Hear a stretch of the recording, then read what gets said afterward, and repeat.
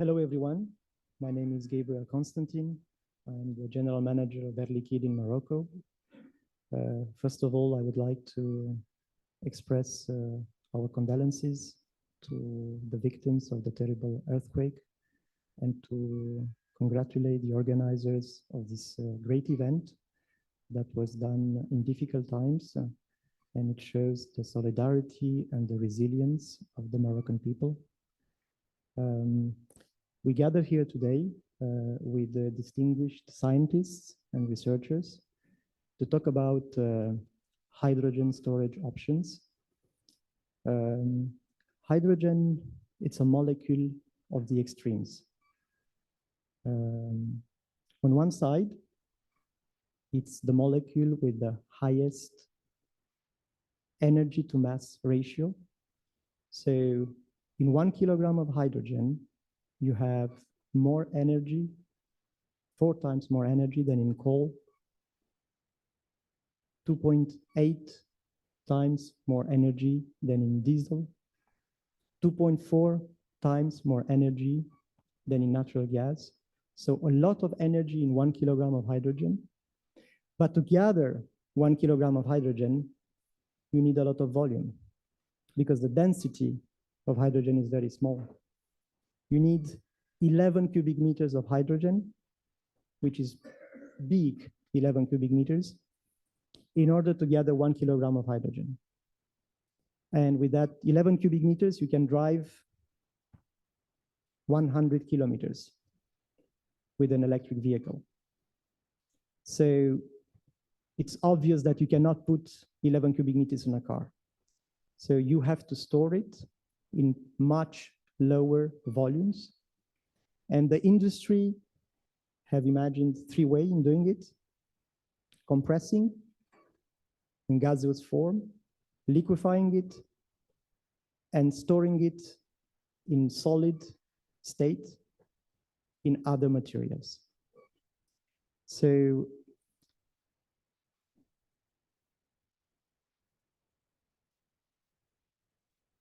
let's see if I can put the slides.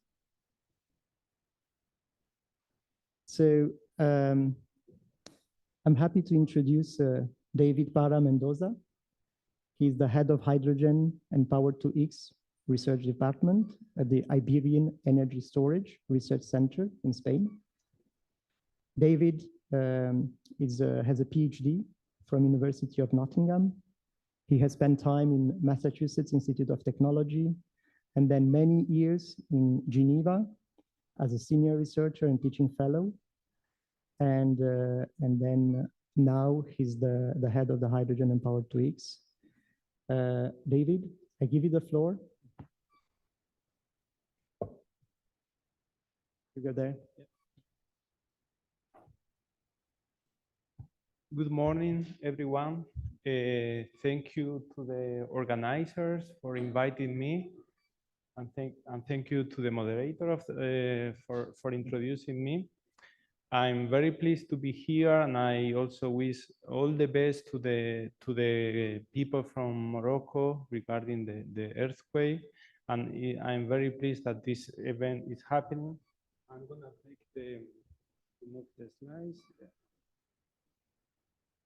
Well, we are a new center which is funded by public funding, which belongs to 2 different countries. It's quite a unique situation. We belong to Spain and Portugal, and the center is being created right now. So for me, the key message that the audience should take to you is that we are neighbors. We are in the south of Spain, and we are happy to collaborate with the industry and researchers in Morocco, but also in the industrial level.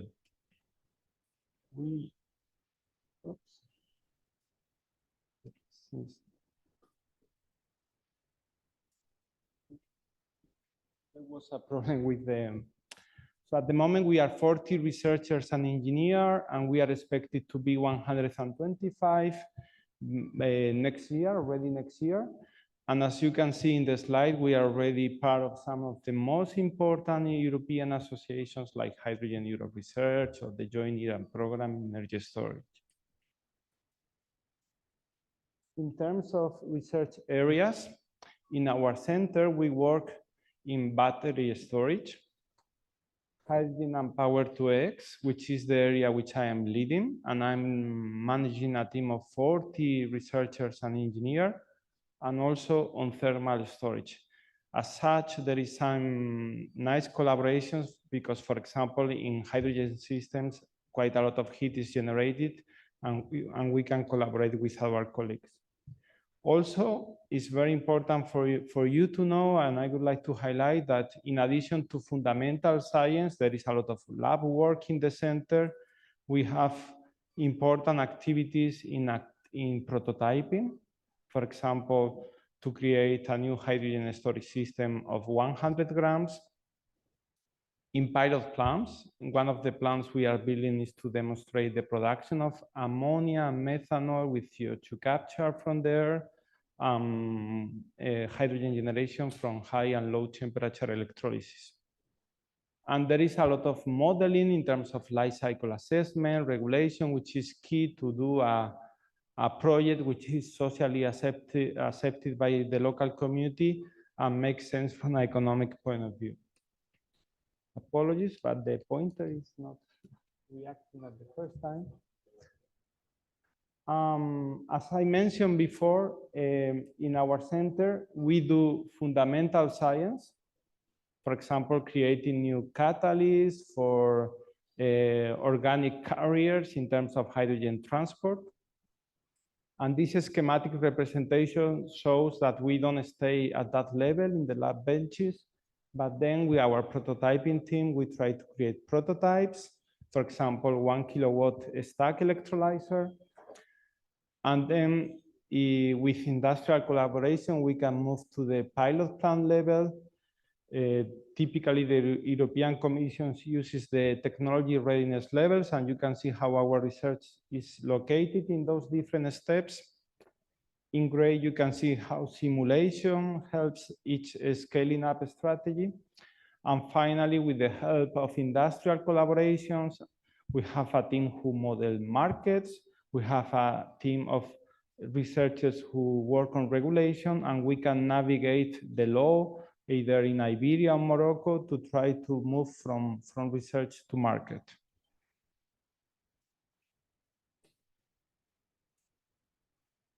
This is the complex which is being created in the beautiful city of Cáceres, UNESCO heritage, just in the middle between Madrid and Lisbon.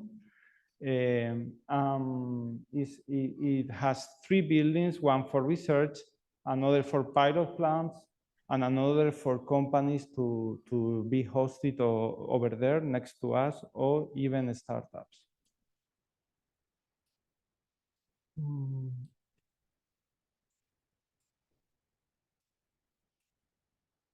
In terms of research in our center, we work on the cycle of hydrogen, starting with electrolysis in terms of green hydrogen.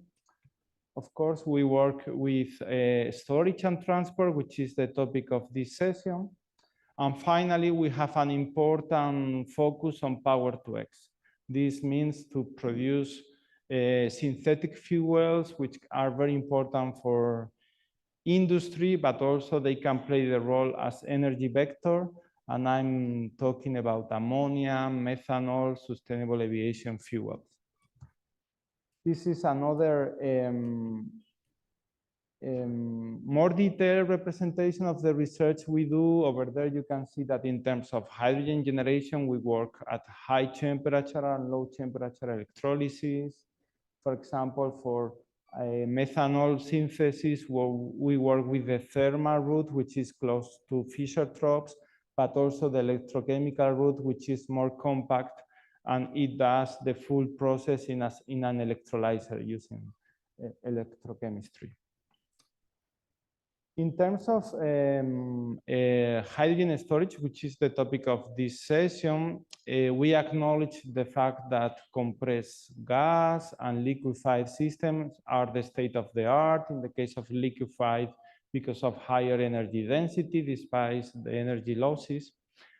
And our center is going to try to improve the other systems, the other options like carriers, organic carriers, working, for example, in the hydrogenation and dehydrogenation of the ammonia carriers, working on catalysts, but also on solid state storage using adsorption with D and absorption with B, physically and chemically, respectively, which is an attractive option because the pressures are milder. So in terms of safety, is very interesting, but there are work to be done at the lab in terms of kinetics and thermal management.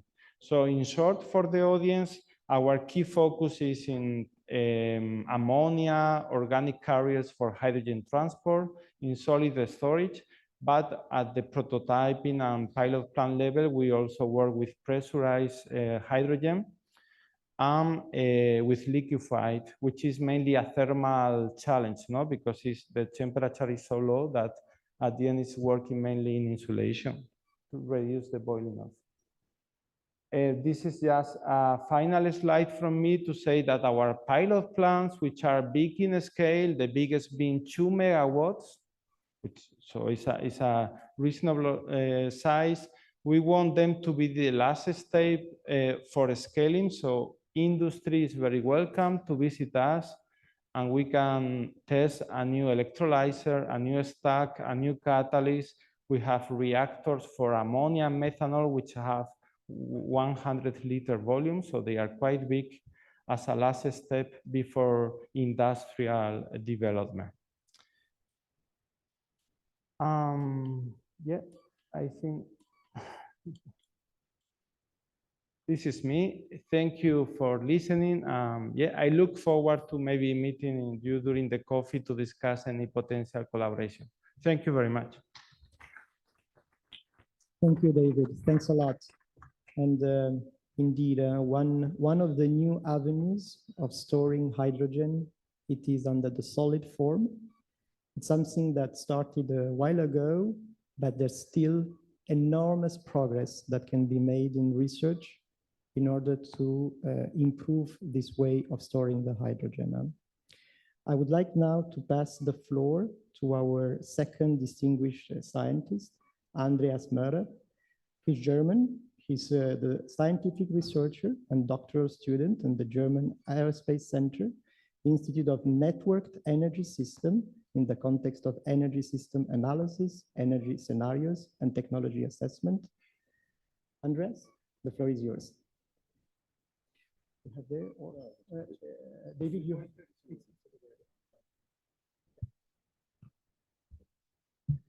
Okay, thank you for the introduction. That I'm really happy to have the possibility to speak today here at this really interesting and fruitful summit. As already introduced, so my name is Andreas Möhrer. I'm scientific researcher at the German Aerospace Center, active in the field of energy systems analysis. And what we do in energy systems analysis is, so we are not interested in a specific technology. We are interested in all technologies and how a mixture of technology form an energy system. And in this context, I will just give you some brief insights on our view of the role of storage options, and now especially hydrogen storage options as part of the energy system. In the beginning, it makes sense to have a brief look at the energy system and how it is built up today.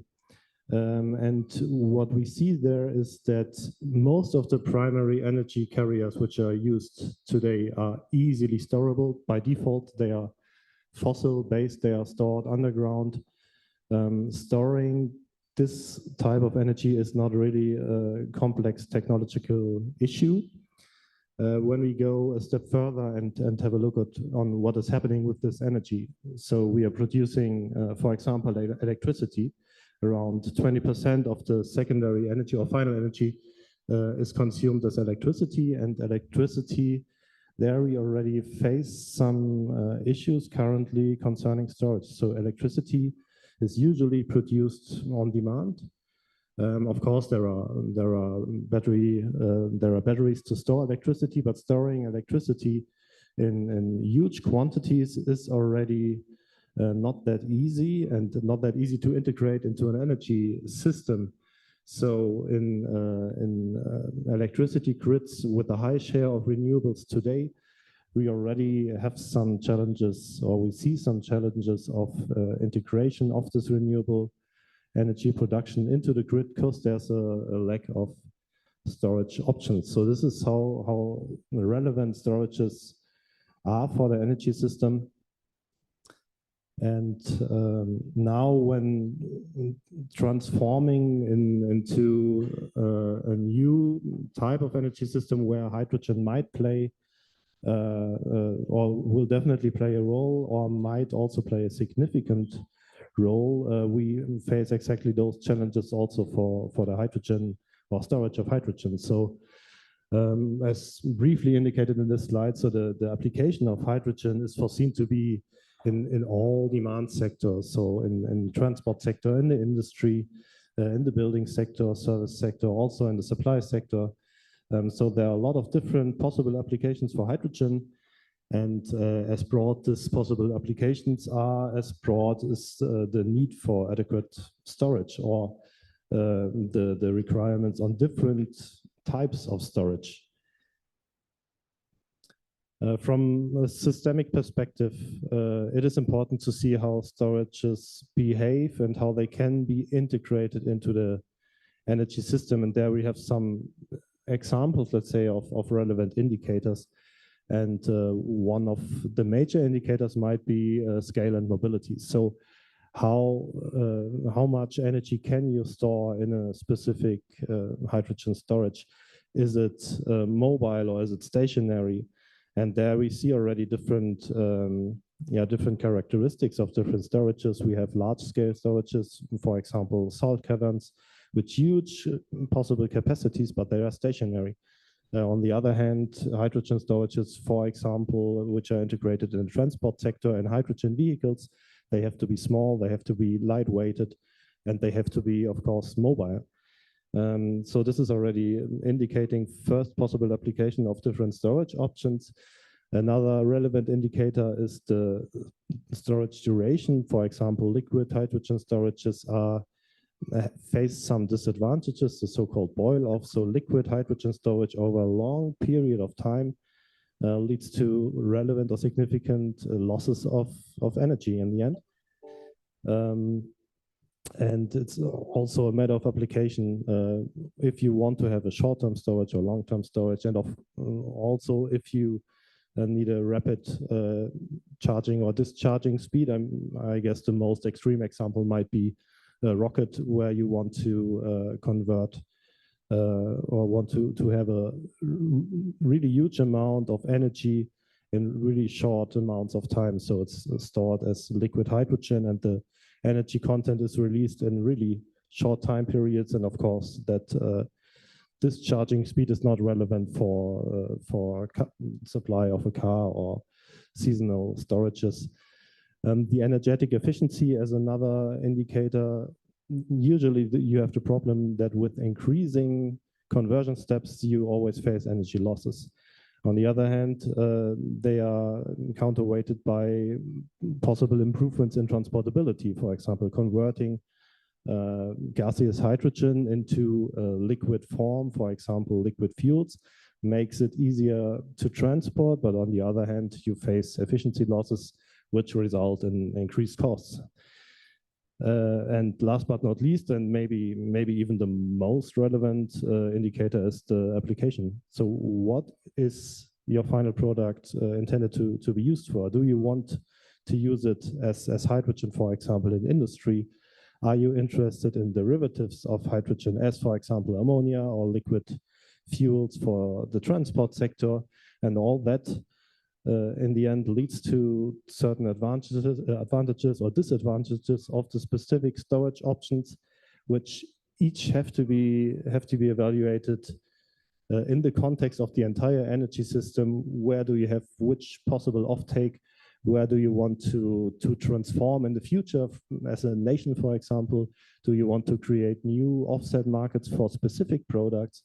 And all that has to be considered in the long-term development of how you will integrate hydrogen storages, and especially which hydrogen storage options are the ones to go for, or which mixture. There we see some interactions with the energy system. For example, small scale mobile storage options, they are not that or do not have that strong interrelations with the energy system itself. So the main impacts are on the supply chain, but integrating a small modular storage option into a hydrogen-driven vehicle, for example, does not raise a lot of requirements on the energy system from the storage perspective. Neither is there implications from the storage option on the energy system itself. Then we have some storage options which are kind of intermediate. For example, a possible storage option is the integration of hydrogen into a natural gas grid. So existing pipelines, for example, increasing the either increasing the share of hydrogen in the grid or increasing pressure in the pipeline itself to use it as an energy storage. But for this type of storage, you already, or it is at least favorable to have already some preconditions from an infrastructural perspective. Of course, if you have a natural gas grid installed already, then it's easier to use it for future storage of shares of hydrogen compared to if you're living in the country without natural gas grid. Of course, on a longer perspective, you can install and create such infrastructure, but it just takes much more effort. And then on the extreme side of preconditions, it's geological structures like, for example, geological formations, which are relevant formations for salt caverns. Currently, at least to my knowledge, the one single technology for really large scale storage of gaseous hydrogen. And of course, you cannot install such a geological formation yourself. So it's a precondition.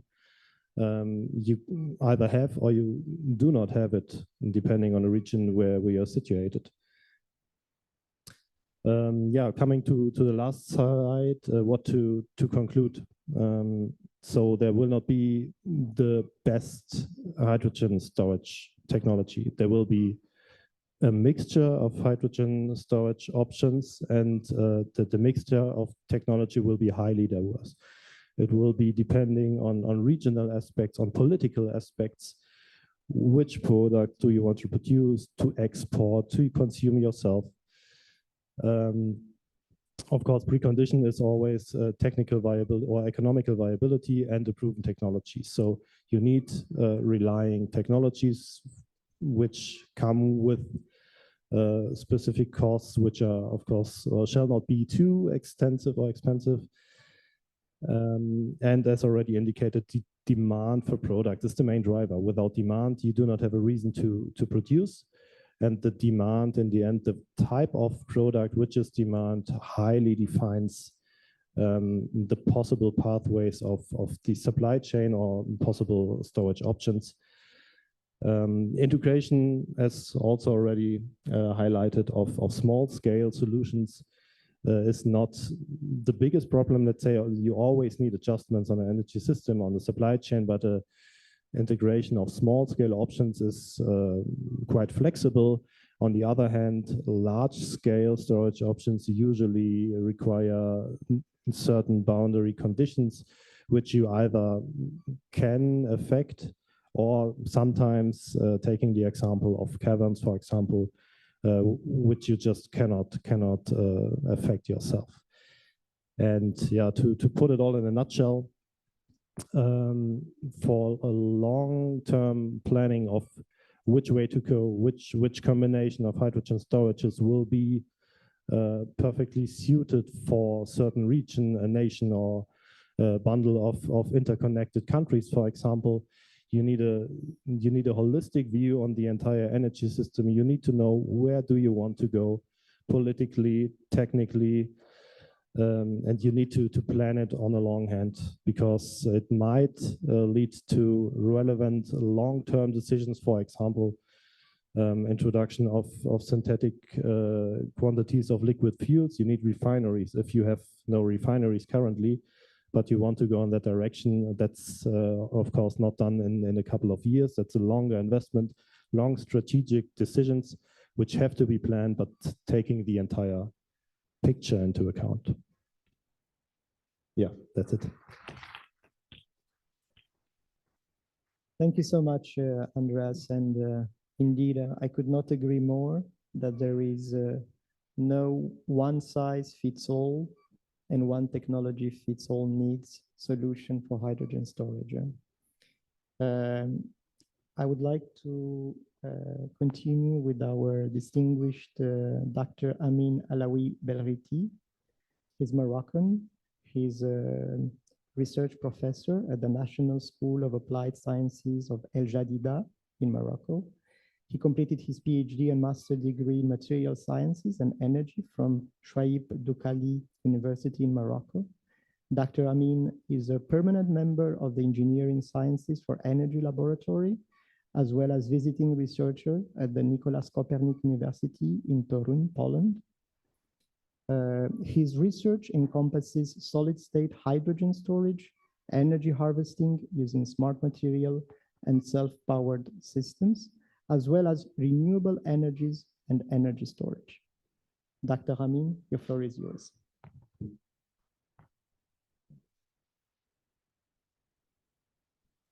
Hello, everyone. Peace be upon you. First of all, it's a beautiful day to speak about science, to share insights about hydrogen. I would like to thank the organizer for giving me such opportunity to meet policymakers, industrials, scientists, experts, and so on. Often speaking in scientific events, I do have to convince the audience how important is hydrogen. Today, I decide to do not, for only the reason, the only reason that if you are here, that you are already convinced by how hydrogen can be important. So allow me please to remind just a few points. In my point of view, hydrogen can be a key point in a renewable energy value chain for the only reason it can help us to handle a problem that we cannot handle it as human being, which is the spatial and temporal fluctuation. By mean of this spatial and temporal fluctuation, we mean that we cannot produce electricity wherever we want and whenever we want. Photovoltaic, for example, we cannot produce electricity by night. So it is imperative to find other solution, and hydrogen can be one of those solutions. The second thing, as you might know, hydrogen have very specific characteristic. It's not only the most abundant element in the world, environmentally friendly, non-toxic element. Its combustion generates only water, but also hydrogen have 3 times high calorific value compared to other fuel. But unfortunately, hydrogen cannot exist in its natural state. So we have to produce it. We can consume it later via fuel cells, but in between, we have to store it. But to see closely the problem with storage, I will give you a small example. To drive 400 kilometers with a medium range car, we need almost like 24 kilograms of gasoline, which is equivalent to 8 kilograms of hydrogen. We can even reduce that amount to 4 kilograms if we use like a fuel cell. But imagine only that small amount to store it, we need like a sphere or a balloon of about 4.4 meters of diameter. And you can imagine how inconvenient can be driving such a car. So there are several technological storage that will allow us to reduce the volumetric capacity. And among them, we can speak about physical storage. Physical storage, we have 2 subdivisions. The compressed gas, the advantage is like the infrastructure exists, but we have to consider like the filling cost. The second subdivision is the liquid storage. The liquid storage have a very important volume density compared to the compressed gas, but unfortunately, it's very costly. So we can use that such application only for application that money is not our first inconvenience, like spatial and so on. Both of those can present a very important inconvenience, which is the safety. And you can imagine driving a car with such a powerful fuel and la qaddar Allah having an accident. So the good news is that there is a more safer hydrogen storage, which is the solid state hydrogen storage. By mean of the solid state hydrogen storage, we don't not mean like solidification of hydrogen. This is not possible till now experimentally, but we mean as a sponge can absorb and dissolve water, there are some hydride that can absorb and dissolve hydrogen. So the challenge is to design such a materials. For this reason, our research project focus on two main strategy materials to synthesize and develop such materials, and a system strategy to develop our own solid state hydrogen reactor. To see closely how one can design such materials, and because we believe that sharing knowledge can help us to go all forward, we just like listed all the elements that can be reacted with hydrogen in two main groups. The red one are the elements that they are highly reactive with hydrogen, but unfortunately they are so stable. The blue one are totally the opposite. So the first idea is to make a combination between an element from red group and an element from the blue one. Let's take, for example, zirconium. Zirconium, it's a very stable element, but highly reactive with hydrogen. It's enthalpy, it's about minus 168 kilojoule more per hydrogen. Another element maybe from the blue group, we can take nickel. Nickel have like minus 8. So let's make the combination and we will found like the alloy zirconium nickel 3 hydride. This alloy have like a stability of about minus 79, but unfortunately it's still far from the criteria fixed and target fixed by Department of Energy in United States, DOE, which is fixed like an ideal stability have to be like minus 40. So one more time, we use science of materials to improve our hydride by substitution some elements of zirconium, which is the most stable, but other elements from metal transition elements, vanadium, manganese, for example. Okay, vanadium, manganese, titanium, and so on. And yeah, we can achieve that target, which is minus 40, by plotting the enthalpy as versus the concentration, and one can define the exact amount of the substitution one we can do. The same thing we do with temperature of desorption. We can calculate also activity, energy of activation, and molar capacity. So this is our first target. The second one, here is some results with it, and other from like the biography of some elements that can be useful to store hydrogen in its solid form. The other strategy is system strategy, and we are about to design our own reactor. We did the first step by simulation to manage like the heat inside the reactor, which is a very important inconvenience.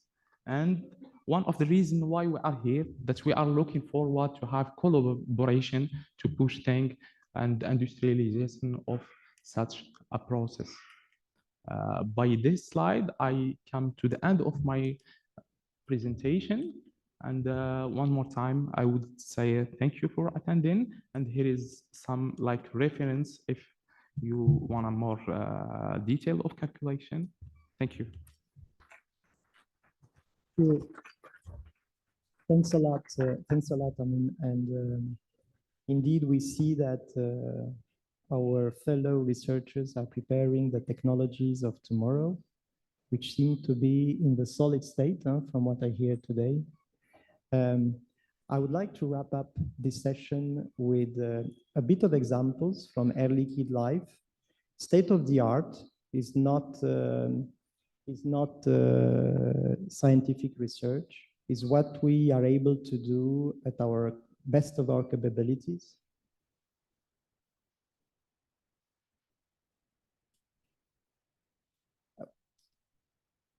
So we are producing actually green hydrogen here in Morocco. We have been doing that for quite some time. And we are storing that hydrogen in cylinders at 200 bars. Each of the cylinder that you see there is connected in bundles. And in each cylinder, 50-liter cylinder at 200 bars, you can store 1 kilogram of hydrogen. So remember that 1 kilogram, that gives you 100 kilometers of driving distance. So we can all agree that we can't put such a cylinder inside a car because it's too heavy and takes way too much volume. So the industry has worked in order to reduce the weight and the volume of the tank of a hydrogen car. And in order to do that, we have to increase the pressure from 200 to about 700 bars, so much more. It is not an easy task because it is expensive in terms of capex, compressors, in terms of energy, but it gives a very good ratio in between the amount of hydrogen that is stored, like 5 kilograms, and the weight of the storage, which is about 80 kilograms to store those 5 kilograms. But it's still not as good as diesel.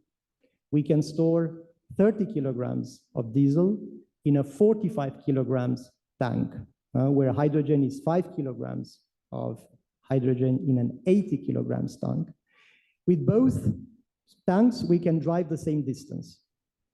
But nevertheless, the hydrogen needs more weight in order to be stored and needs more volume in order to be stored. So there are still researchers that are working in order to reduce the weight of the storage and the volume of the storage, with the constraints being, as usual, cost and safety.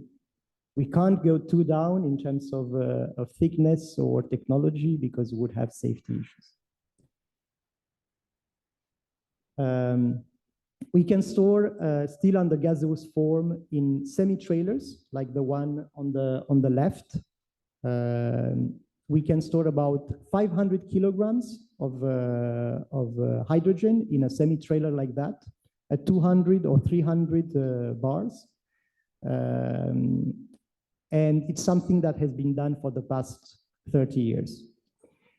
On the right side, we can see one of Air Liquide's underground salt cavern in the United States of America in Beaumont in Texas, where we can store very large quantities of hydrogen underground at relatively high pressures, 100 to 150 bars, and several tens of tons of hydrogen that can be stored there.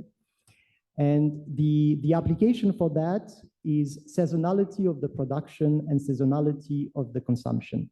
We have in the United States several thousand kilometers of pipeline of hydrogen connected to several tens of plants of hydrogen and several tens of customers. So in order to be able to regulate the production and the consumption, we need such kind of a cavern in order to regulate the seasonality. And then under the liquid form, it's also a very dense way of storing hydrogen. Nevertheless, you have to deal, as my colleagues have mentioned, you have to deal with the boil-off. The boil-off can be reduced by highly insulating the storage, but the thermodynamics will always win. In the end, you will have boil-off. We can see here that where we have liquid hydrogen plants, we can store something like 30 tons of hydrogen in the sphere on the right. We can transport that liquid hydrogen with trailers under the liquid form in the countries that allow that. Not all the countries allow liquid hydrogen transportation. And Air Liquide is also designing the tanks for the Ariane rocket. This is a very interesting design because as I think it was Andreas that mentioned earlier, you need to store the hydrogen in a rocket for very few seconds. So we are talking about a tank that is storing liquid hydrogen with a thickness of only 1.5 millimeters. So very, very small thickness. And then you release that hydrogen together with liquid oxygen in order to make the combustion and to propel the rocket. So we are designing that. This is a little bit the state of the art. The research and the scientists are still working in order to make these tanks more cost-effective, lighter, and bigger. Thank you so much all for your attention. Thanks a lot to my fellow presenters and to the organizers of this event.